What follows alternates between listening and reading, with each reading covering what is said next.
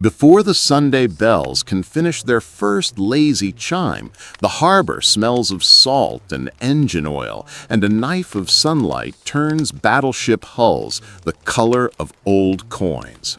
Then, like a match struck beside a leaking fuel drum, the morning tips toward catastrophe.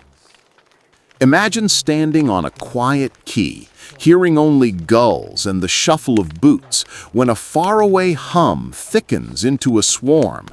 1 minute you're a sailor on routine watch, the next you are an eyewitness to history, taking a blind corner at lethal speed. Yet that roar began long before any engine warmed. In Tokyo, cabinet rooms pulsed with one dilemma: concede and bleed under embargo, or gamble everything on a single stunning blow that might buy time.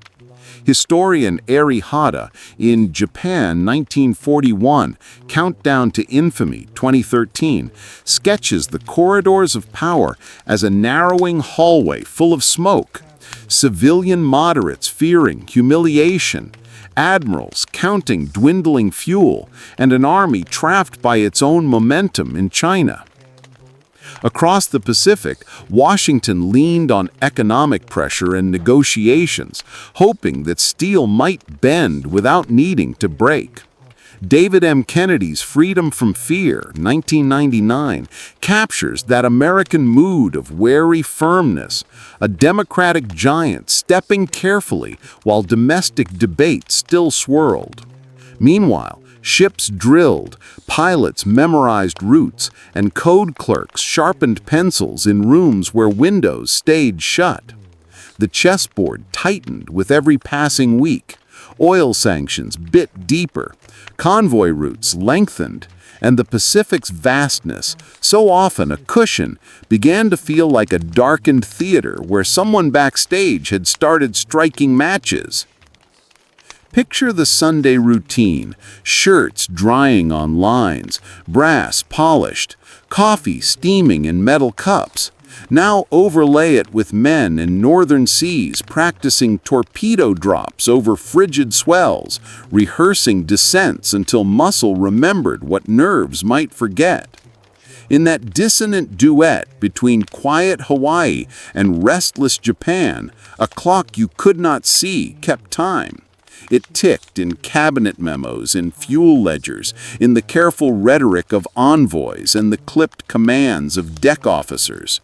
By dawn, the hands lined up, and when the minute struck, the Pacific stopped being distance and became direction, pointing straight at Oahu.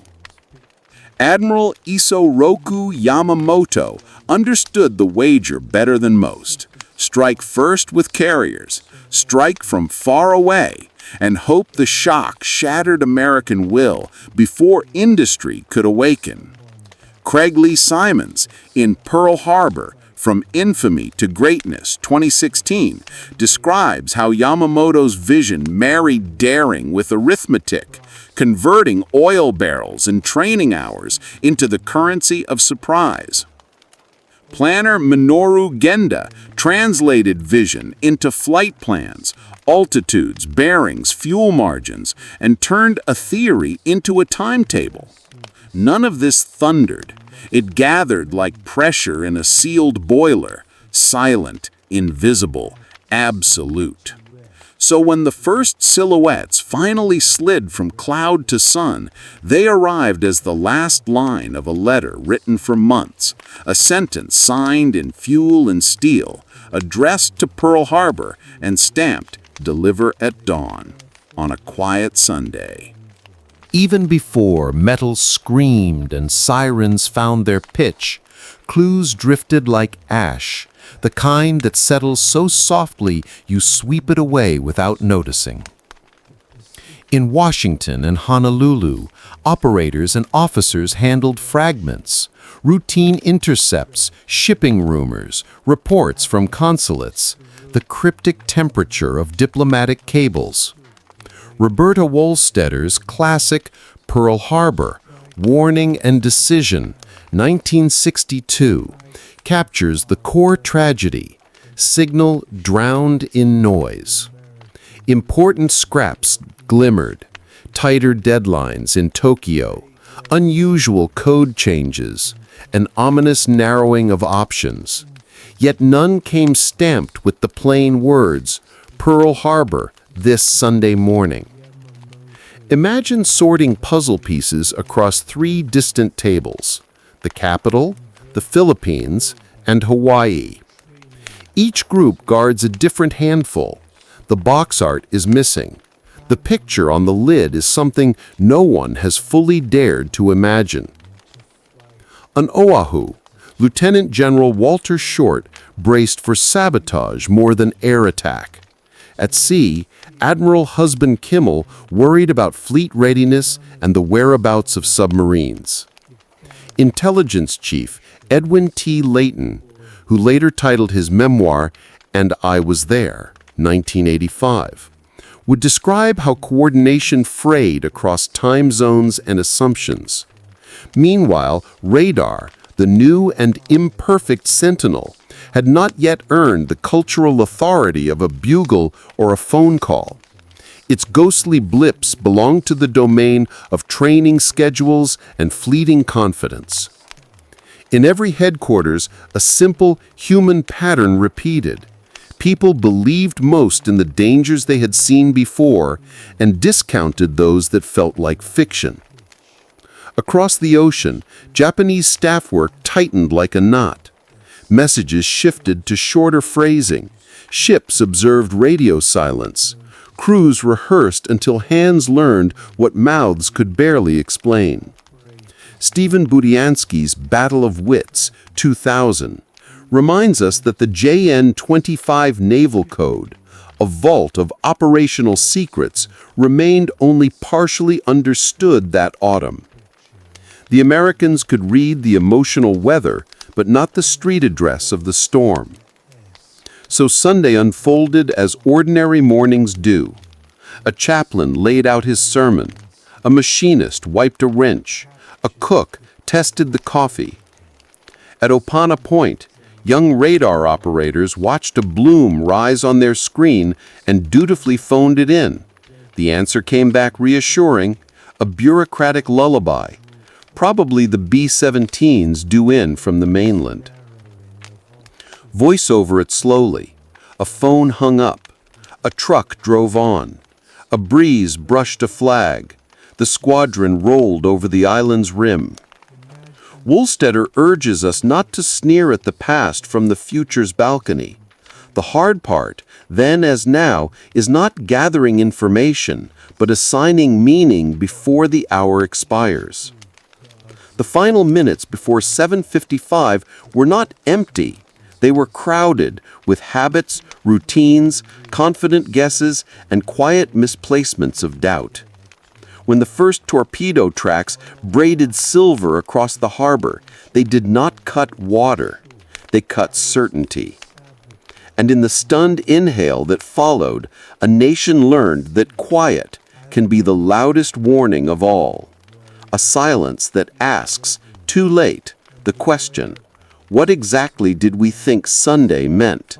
Far to the north, where waves run steel blue and the wind bites through wool, 6 carriers gathered like wolves in a disciplined arc. Akagi, Kaga, Soryu, Hiryu, Shokaku, Zuikaku. Their decks were pages, and upon them the air arm would write the morning's message in smoke and flame. Imagine the rehearsal season. Torpedo crews drilling over frigid water, dive bomber pilots memorizing altitudes and angles until sleep repeated the numbers.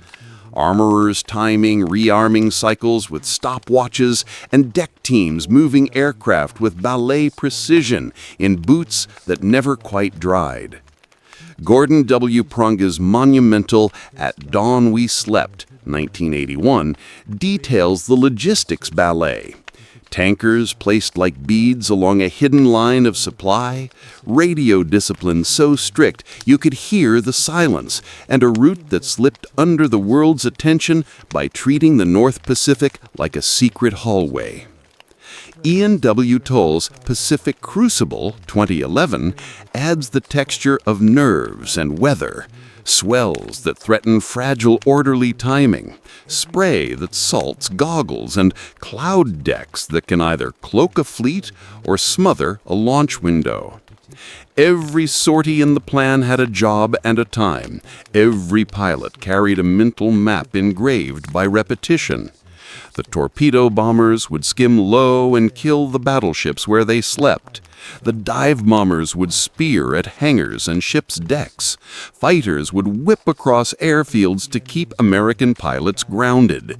The point was not destruction for its own sake, but paralysis. Break the enemy's morning so badly that noon can never organize itself. In briefing spaces, chalk dust floated in lamplight while Minoru Genda talked in clean lines, headings, timings, fuel margins, climb rates. Each number was not only arithmetic, but psychology, because surprise has a clock that ticks both in watches and in minds. On these decks, youth carried the plan on their shoulders, men with charms in flight suits, letters unwritten, fear hiding inside focus. Voice this like a camera gliding above the formation. The carriers run into the wind, aircraft noses bob, signal flags snap. Launch crews go through motions that look like ritual because ritual is faster than thinking. Below deck, mechanics listen to engines the way doctors listen to hearts. They know a cough that means trouble and a purr that means go. The fleet moves as a single organism, a vertebrate made of rivets and breath. And while the United States slept inside an ordinary Sabbath, this organism crept toward a thesis statement written by Yamamoto. If you cannot outlast the giant, you must shock him so hard he forgets how to stand. A beautiful plan is not a guarantee. It is a dare aimed at fate. And on those December seas, fate seemed to nod. Simmons, in Harbor from Infamy to Greatness, 2016, shows engineers fitting wooden fins to torpedoes for shallow water, turning a weapon that should dive too deep into one that ran true in pearl.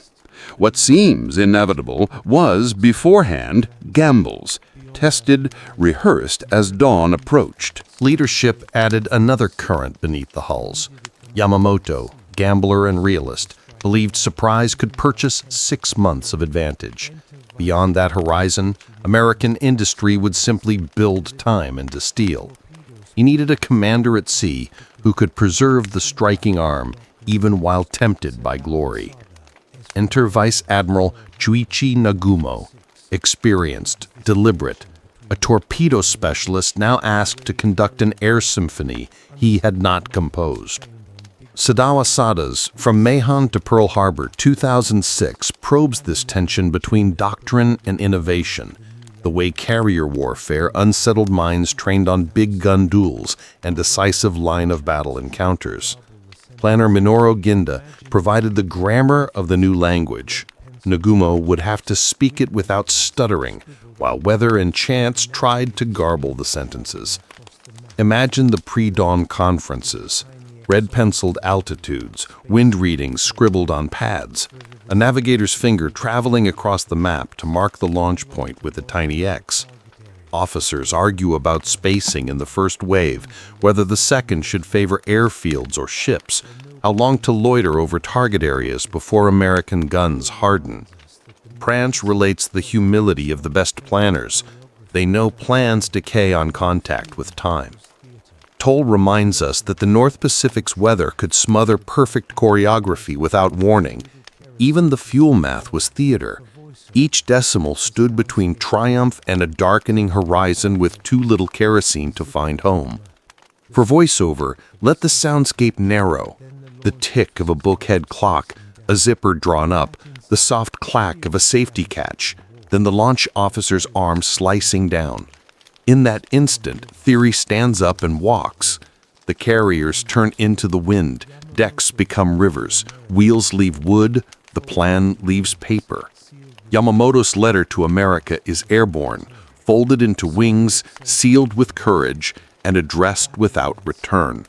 Asada would say doctrine had shifted. The battle line slept while the future sprinted overhead.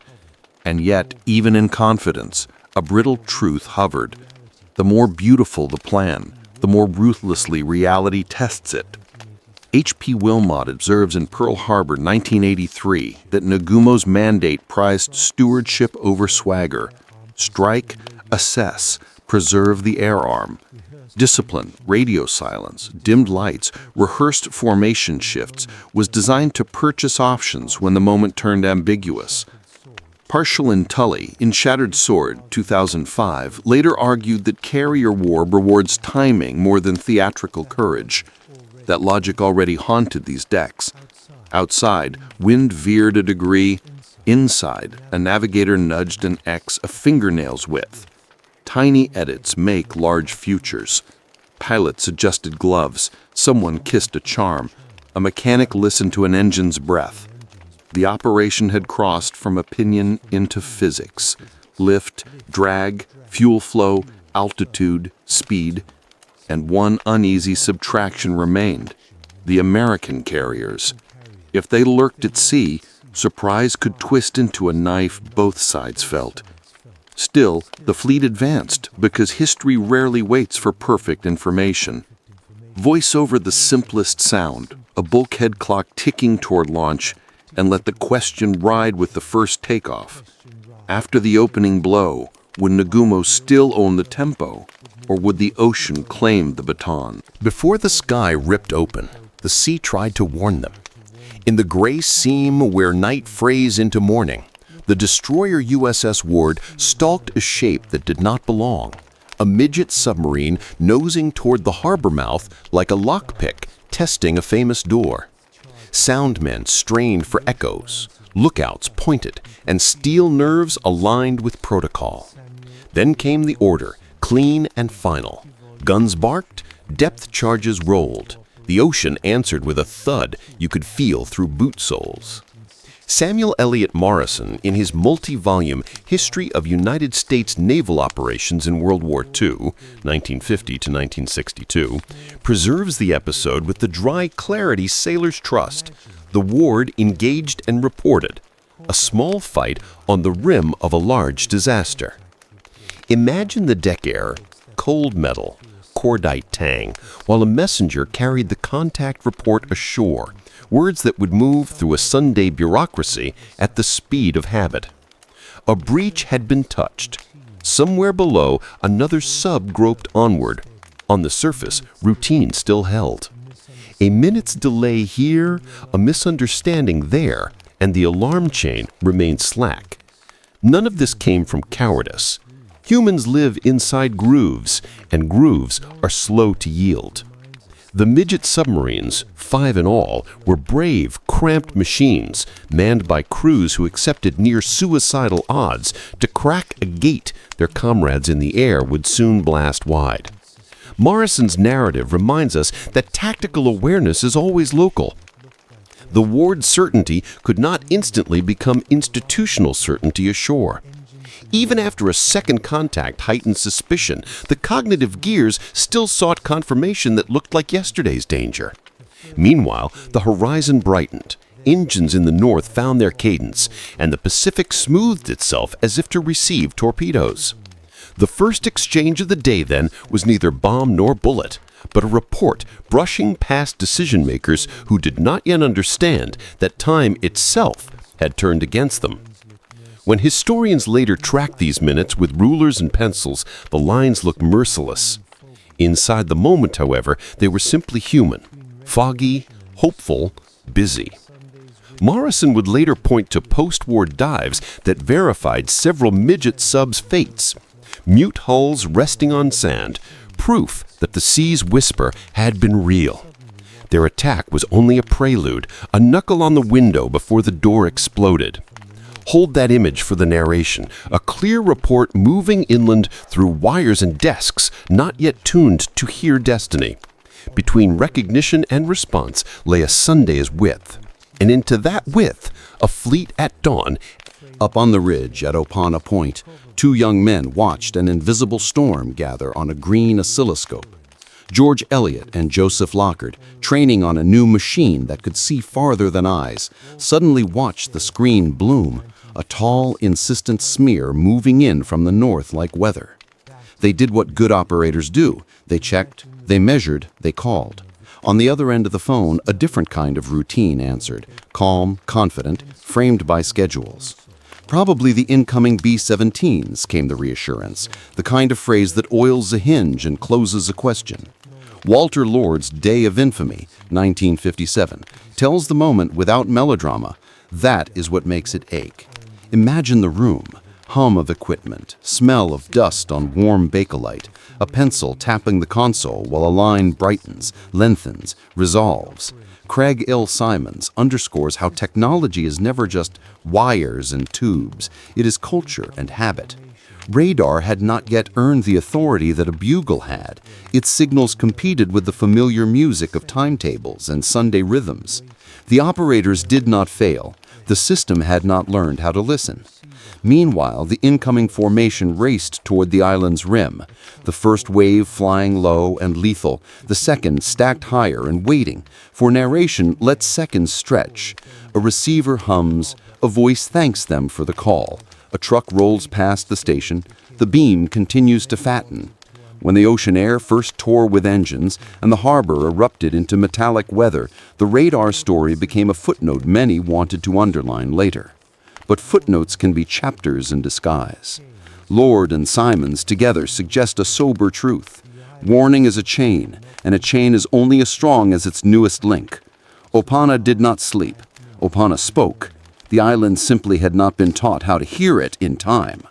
So the last quiet minutes of the morning passed with a light steadying on a screen and a question gathering like pressure. Would anyone believe the future before it arrived? The set they manned, the SCR-270, was an awkward pioneer, its virtue proven more in experiments than doctrine, especially on a Sunday dawn.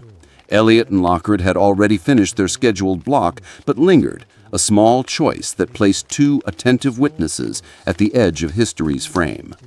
Downtown, the information center that would later fuse radar to response was not yet fully manned.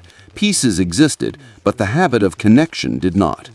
Stephen Budyansky's Battle of Wits 2000 reminds us that new senses usually arrive before new reflexes. Imagine the camera cutting between ridge and harbor, green trace brightening, a flag lifting, a sentry sipping coffee, the trace thickening again. To the two men, the picture shouted. To the system, it sounded like routine. They called promptly and were thanked promptly, and the machine kept humming, only inference failed.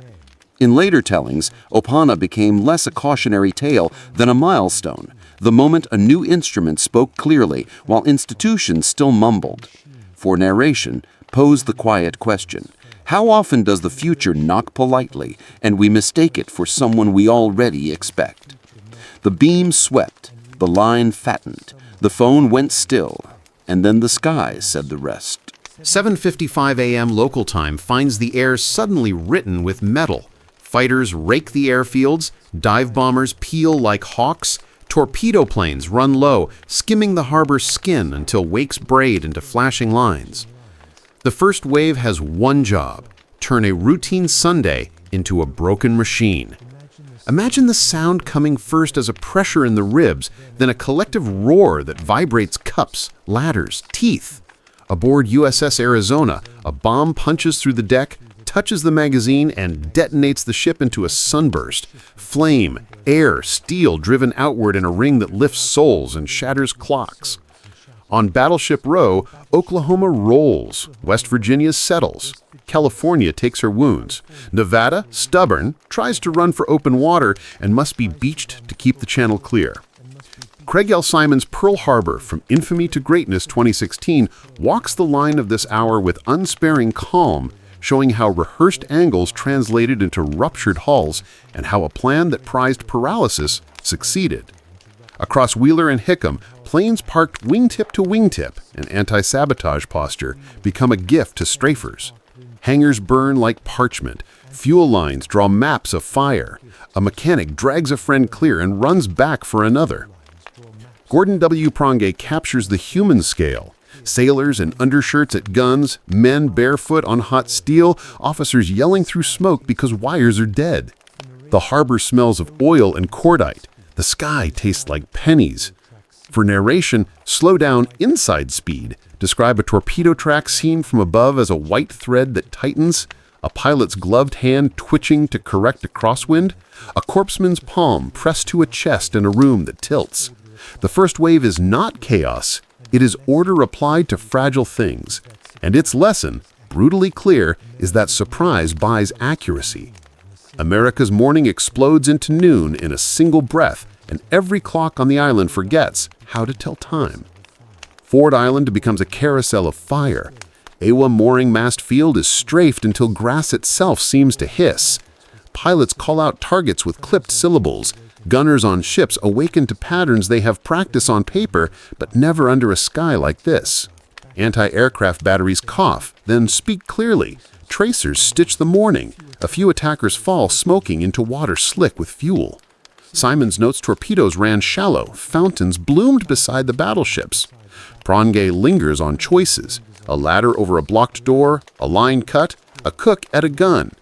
Let the narration narrow. A bomb falling, a signalman's flags frozen, shadows of aircraft stamped on water. On the pier, someone shouts a prayer and cannot hear it. The first wave lasts minutes, yet memory stretches it into a season. In those minutes, the battle line becomes a graveyard afloat. And while alarms roll across the island like thunder finding its voice, a second wave forms, tightening into a question the morning is not done answering. Defense rose in layers, late but not absent. Crews sprinted to stations through smoke that tasted like pennies, hoses arced. Ammunition lines formed hand-to-hand along decks that burned bare feet. On West Virginia, men fought water and fire at once, sealing hatches even as they dragged the wounded clear. On Nevada's forward deck, guns coughed themselves into speech and sent tracers stitching at the low runners. At Hickam, the neat geometry of parked aircraft became a row of torches. Yet in the slips between explosions, mechanics shoved survivors into trucks and raced them toward aid. Samuel Eliot Morrison's volumes preserved these minutes as an atlas of courage plotted at ship scale. Compartments flooding, damage control parties improvising patches with whatever would hold, officers making choices that would read like fiction if the steel did not still bear their dents. Among the faces, one has become an emblem. Doris Dory Miller, a mess attendant on West Virginia, who carried wounded to safety, and then, untrained on the weapon, manned a .50 caliber machine gun and fired until ordered to stop. Morrison and later Craig Simmons cite him not to romanticize, but to remind us that hierarchy can flicker in firelight, and the only rank left is resolve. Across the harbor, similar acts multiplied. A chaplain kneeling on oil-slick planks, a junior officer choosing to scuttle rather than block the channel, a signalman flashing to ships already burning.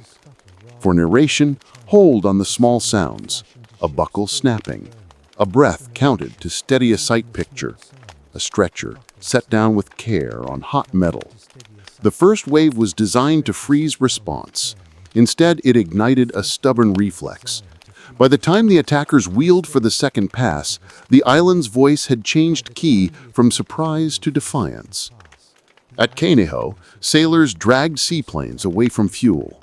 At Iwa, Marines fired rifles at passing fighters, a punctuation mark on a sentence written from the air. In the base hospitals, nurses turned corridors into triage lanes, tearing sheets for bandages and improvising tourniquets with belts. Doctors learned new definitions of enough in rooms where gauze still ran out. Richard B. Frank in Tower of Skulls 2020 widens the lens to show how these acts fed a national current. Individual resolve building toward collective momentum. Narrate the choreography. An order barked, a valve spun, a hatch dogged, a hand on a shoulder. Every war story risks collapsing into numbers. This hour refuses that collapse. Simmons notes how gunnery improved within the first hour as crews found leads and coordination snapped into place. Fire met steel, and steel learned back. When the second wave arrived, it found an island arguing with fate. The defense was late only by the standard of omniscience. By the standard of human beings ambushed at breakfast, it was on time. The second wave, 171 aircraft strong, arrived not as surprise, but as insistence, hammering wounds already raw, probing for nerves still alive. Imagine the harbor under a pall of black smoke, fires licking at the sky, and into that furnace come more dive bombers, their wings glinting in sunlight filtered through ash. They dive not into innocence, but into fury. Anti-aircraft guns are awake now, barrels hot, crews steady, tracers curling upward like angry handwriting. Craig L. Simons, in Pearl Harbor, From Infamy to Greatness, 2016, captures the grim choreography. Zeros sweeping low across Hickam Field, tearing at parked planes already maimed, bombs slamming into the dry docks where ships tried to cower, and dive bombers clawing down upon battleships still smoldering. At Kainohi, seaplanes burst in flame one after another, their broad wings offering generous targets. Hospitals overflow, corridors meant for silence now echo with shouts, boots, stretchers sliding on polished floors. Nurses rip sheets into strips, doctors stitch in hallways lit by lanterns because power lines snap under strafing. Yet amid ruin, discipline hardens. Gunners adjust leads, shells burst nearer. 1-0 tumbles into the harbor trailing black. Another slams into a cane field with a hiss and sigh. Narration slows to detail. The metallic taste of air heavy with burning oil. The rhythmic thump of pumps feeding water into hoses. The cough of engines refusing to die. Gordon W. Prange in At Dawn We Slept, 1981, reminds us that tactically the second wave was less precise. Its targets scattered, its opposition fiercer. Torpedo bombers of the first wave had done their most exact work. Now bombs seek what remains and find both steel and courage waiting. Sailors on Nevada, still smoldering, keep their guns firing even as the ship grounds herself. On Maryland, smoke stings, but eyes squint open, hands reload, sights track. Simons writes of Japanese pilots unnerved by the sheer volume of anti-aircraft fire, seeing fountains of water leap beside their paths, knowing comrades vanished in smoke. For voiceover, hold the contrast. Engines whining in attack runs, guns answering with rhythm, the island sounding less like victim and more like fighter. The second wave's bombs tore, but did not silence. Instead, they recorded resilience, cutting deeper scars into metal, but failing to break resolve. The island bleeds, but it bleeds while standing. From the Japanese perspective, the second wave was both triumph and warning. Targets lay open, but resistance stiffened. Fuel gauges reminded pilots that Hawaii was far from home. Admiral Chuichi Nagumo aboard Akagi wrestled with questions that, in hindsight, echo louder than bombs. Should he order a third strike? Historian H.P. Wilmot in Pearl Harbor, 1983, explores this moment of hesitation, the calculus between boldness and preservation. A third wave could obliterate fuel depots, repair shops, and dry docks, the logistical heart that allowed the U.S. Pacific Fleet to recover. But each minute risked attrition, exposed pilots to an enemy awakening, and gambled the irreplaceable carriers themselves. Partial and Tully, in Shattered Sword 2005, though focused on Midway, frame carrier doctrine as brittle glass, powerful when intact, fragile when mishandled. Nagumo knew fuel tanks aboard his carriers were finite, that American carriers, Enterprise, Lexington, Saratoga, were unaccounted for. To him, the unseen threatened more than the burning ships he could see. For narration pictured the scene. On the flagship's bridge, officers debate, charts unrolled, smoke smudging the horizon. Below, pilots return, some jubilant, some shaken, some not returning at all. Discipline demands assessment, caution demands retreat. Yamamoto's gamble had been shock, not attrition. His doctrine warned against clinging to a battlefield once surprise was lost. So Nagumo, by doctrine and temperament, chose to turn away, leaving the harbor in ruin, but not in ruin enough. Richard B. Frank in Tower of Skulls 2020 calls this decision the hinge of consequence, the moment when tactical brilliance refused to become strategic completion.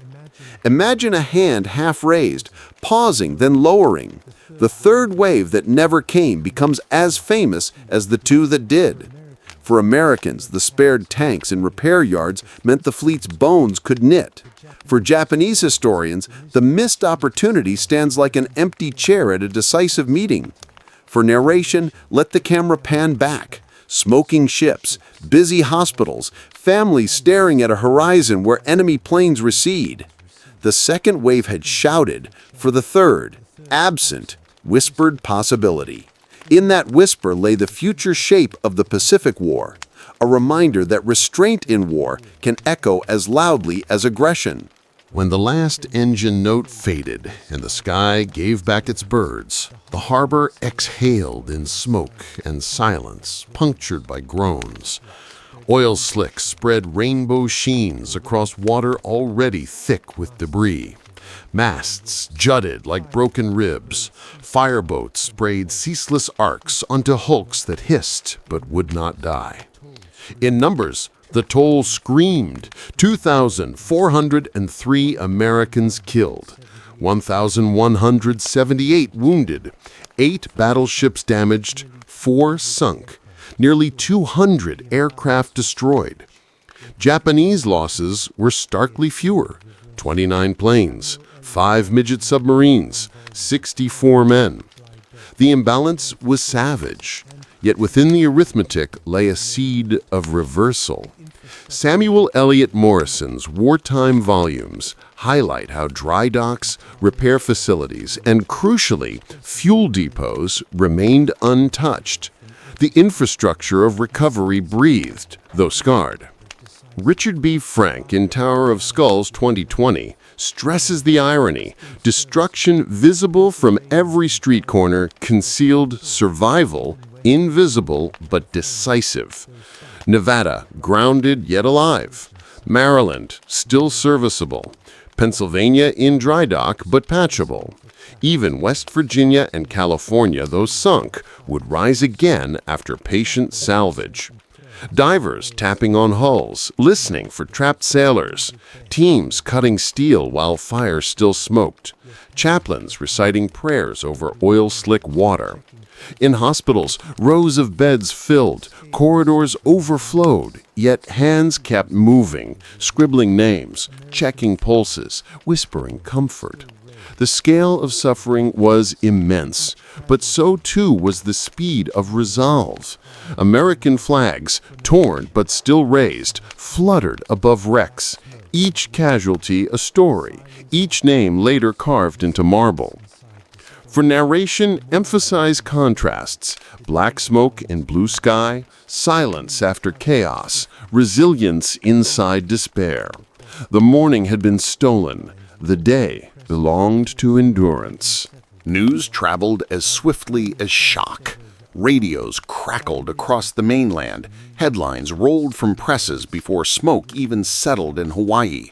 By the time the sun set over Oahu, families in Kansas and New York sat stunned around sets that whispered of disaster. Franklin D. Roosevelt, preparing to address Congress the next day, crafted words that would brand history, a date which will live in infamy. David McKennedy, in Freedom from Fear, 1999, explains how the speech, fewer than 500 words, distilled rage and sorrow into clarity. America had been attacked. America would fight. The vote in Congress thundered nearly unanimous. Isolationist hesitation dissolved overnight. Imagine the radio voice carrying across farmhouses, city blocks, dormitories, an invisible thread tying millions into one audience, one pulse. In Tokyo, cheers rang. Yet Admiral Yamamoto, often credited, perhaps apocryphally, with warning that Japan had awakened a sleeping giant, sat somber. Arihota in Japan 1941 Countdown to Infamy, 2013, emphasized that victory tasted hollow even to its architects. They knew the blow was dazzling but incomplete. that American industry, once roused, could outbuild hope. For narration, picture two capitals. In Washington, Congress roaring approval, pencils scratching out appropriations, factories already shifting gears. In Tokyo, newspapers glowing, crowds waving flags, yet in quiet offices, hands tapping calculators, eyes glancing at maps where distances stretched ominously. The morning's victory was undeniable, yet its permanence doubtful. For America, the attack fused identity. For Japan, it lit a fuse. The aftermath, then, was not just wreckage, it was ignition. Narrated like a torch passed unwillingly, one side thinking it burned triumph, the other realizing it illuminated a path to relentless war. And so, as December 7th faded into night, the Pacific was no longer ocean, it was battlefield. When smoke had thinned enough for hand-writing, America turned from shock to inquiry. The need to understand why the morning had unfolded as it did became as urgent as repair work on ships. Families demanded to know why warnings had not been heeded, why aircraft were parked like targets, why commanders in Hawaii seemed caught flat-footed. In Washington, President Roosevelt authorized the Roberts Commission in late December 1941 to gather testimony, review documents, and deliver judgment. Chaired by Supreme Court Justice Owen Roberts, the commission quickly cast blame upon Admiral Husband E. Kimmel and Lieutenant General Walter C. Short, accusing them of dereliction of duty.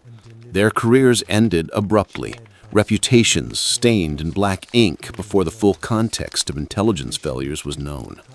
Roberta Wohlstetter, in her influential study Pearl Harbor, Warning and Decision, 1962, later reframed the picture, demonstrating how signals of danger were buried under oceans of noise. Washington had partial decrypts of Japanese diplomatic traffic, known as magic, but they were fragmentary, often delayed, and not interpreted with tactical clarity. The JN-25 Naval Code, which carried details of operational orders, had not yet been cracked in a usable form by December 1941. Intelligence officers like Edwin T. Layton, who would title his memoir "And I Was There," 1985, insisted that neither Kimmel nor Short received a full or timely picture of Japanese intentions. Imagine a chain of information stretched across time zones.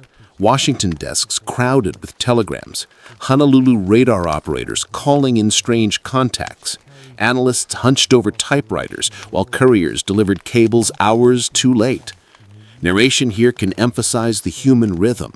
Papers shuffled, phones unanswered, judgments made under fluorescent light with coffee cooling in cups. Each link in the chain acted reasonably by its own standards, but the collective product was blindness. Historian Stephen Budyansky in Battle of Wits, 2000, underscores that even had the codes been read perfectly, translating knowledge into decisive orders across bureaucratic boundaries was another mountain entirely. Investigations after the war multiplied, the Hart Inquiry, the Army and Navy boards, the Joint Congressional Committee, but they all circled the same tension between hindsight clarity and contemporary fog. For narration, the voice should convey both solemnity and fairness. Blame is tempting, but history warns that blame is rarely simple. What the investigations truly uncovered was not villainy or treachery, but a system unready for the speed of surprise in the modern age. Yet myths sprouted even as commissions deliberated. Rumors swirled that Roosevelt had allowed the attack to happen deliberately in order to drag America into war, an argument built on mistrust rather than evidence. Scholars such as Gordon W. Prange in Pearl Harbor, The Verdict of History, 1986, and later Craig L. Simmons in Pearl Harbor, From Infamy to Greatness, 2016, dismantled these conspiracy theories, showing how the administration desperately sought to deter Japan with embargoes and negotiations, not sacrifice a fleet. Had Washington truly known the target and timing, carriers would not have been left at sea unguided, planes would not have been parked wingtip to wingtip, and fuel tanks would not have stood unguarded. What endured, however, was the sense of violated innocence, a psychic wound that made Americans receptive to explanations involving betrayal. Wohlstetter urged readers to resist this urge, to understand that the true lesson was not malice but complexity. The Roberts Commission became a symbol of scapegoating, while later reassessments in the 1990s softened the judgment of Timmel and Short, acknowledging their limited information. History is often less courtroom than classroom. The point is not to convict, but to comprehend. By focusing too heavily on blame, one risks missing the structural reforms Pearl demanded: better coordination of intelligence, stronger channels between Washington and the Pacific, new respect for radar and reconnaissance. These reforms indeed came, forged in the crucible of error. Budiansky notes how cryptanalysis accelerated after Pearl, how bureaucracies learned to share information faster, and how systems like the Joint Intelligence Committee sought to prevent future blindness. For storytelling, visualize the Capitol dome under winter clouds, hearings echoing with testimonies, typewriters clattering as stenographers captured each word. Senators leaned forward, officers defended decisions, widows sat silent in the gallery. Outside, in shipyards, welders sparked, raising vessels from mud. The juxtaposition is powerful. Inquiry and repair happening side by side. Truth and steel both hammered back into shape. The legacy of the investigations, then, is not just the censure of two officers, but the acknowledgement that, in modern war, anticipation must be institutional, not personal. And as narrators remind audiences, that lesson echoes beyond Pearl into every intelligence failure and every surprise attack that followed. As months rolled forward and battles like Midway and Guadalcanal seized the headlines, Pearl Harbor did not fade, it deepened. The wreck of the USS Arizona became both tomb and shrine, oil still bleeding slowly into the harbor like black tears decades later. Families visited, tourists gazed, veterans returned in silence. Walter Lord, in Day of Infamy, 1957, captured how survivors recalled the day not simply as chaos, but as a mosaic of faces, small acts of courage, and searing smells that memory refused to release. Below, a shattered hull filled with the remains of more than 1,000 men. Above, sunlight playing on white walls etched with names. The juxtaposition of beauty and death forces reflection. Over time, Pearl became more than a military episode. It became an American metaphor for vigilance, a shorthand for the dangers of complacency and the necessity of readiness. In schools, children learned the date as if it were a national birthday of loss. In films and documentaries, images of burning ships became the visual grammar of sacrifice. Richard B. Frank, in Tower of Skulls 2020, situates Pearl in the larger war, showing how it launched a global transformation, pulling the United States irreversibly onto the stage of world leadership. For Japan, Pearl was remembered with both pride and unease, a daring feat overshadowed by its failure to break American will. Eri Hota, writing in Japan 1941-2013, observes that even as Japanese newspapers in December 1941 trumpeted triumph, leaders in private felt dread. Yamamoto's oft-quoted remark about awakening a sleeping giant, though possibly apocryphal, captures that mood of brilliance shadowed by foreboding. For narration, stress that legacy is layered. Pearl is grief, Pearl is lesson, Pearl is symbol. Each generation has revisited it, sometimes to argue politics, sometimes to honor courage, sometimes simply to ask how humans process catastrophe. The Arizona leaks oil still, drop by drop, as if the ship itself insists that memory never dries. Legacy also lives in questions asked forward. Could Pearl happen again? How do nations prepare for threats that seem improbable until they arrive with fire? Roberta Woolstetter's emphasis on distinguishing signal from noise resonates in every intelligence agency today. The story of radar ignored at Opana is retold whenever new technology struggles to find its institutional voice. The lesson is humility as much as vigilance. For narration, address the listener directly. Imagine yourself responsible for hearing the faint clue among loud distractions. Would you recognize it or dismiss it as routine? Pearl thus becomes not only history, but parable. It shows that surprise is not merely the enemy's weapon, it is often our own blindness. Yet it also shows resilience. Ships raised, planes rebuilt, a nation mobilized. The same morning that killed thousands also fused millions into a common cause. David Kennedy in Freedom from Fear, 1999, emphasizes how swiftly America moved from uncertainty to resolve, how Pearl erased isolationism in one day and created the foundation for Allied victory. The Pacific War would rage for nearly 4 more years, cost millions of lives, and end in the atomic fire of Hiroshima and Nagasaki. But Pearl remained the opening chord.